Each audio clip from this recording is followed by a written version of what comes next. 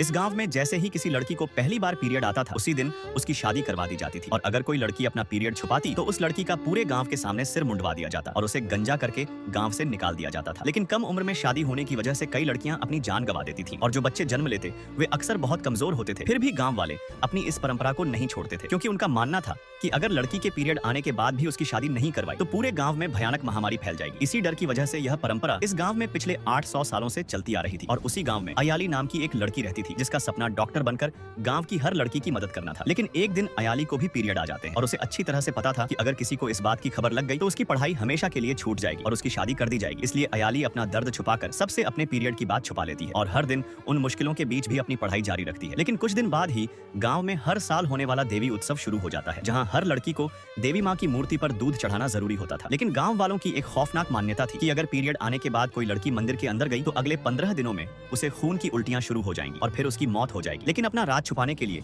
अयाली डरते हुए देवी माँ को दूध चढ़ा देती है और उसके बाद हर सुबह वह डर के साथ उठती और सोचती कि कहीं आज उसके साथ कुछ बुरा तो नहीं होगा। लेकिन 15 दिन बीत जाते हैं, लेकिन अयाली को ऐसा कुछ नहीं होता। तब अयाली को समझ आ जाता है कि गांव वालों की यह मान्यता सिर्फ लोगों को डराकर रखने के लिए बनाई गई है। इसके बाद वो पहले से भी ज्यादा मेहनत से पढ़ाई करने लगती है। लेकिन एक दिन अयाली की माँ को पता चल जाता है कि अयाली सबसे कुछ तो छुपा रही है। नेक्स्ट पार्ट के लिए सब्सक्राइब कर दो।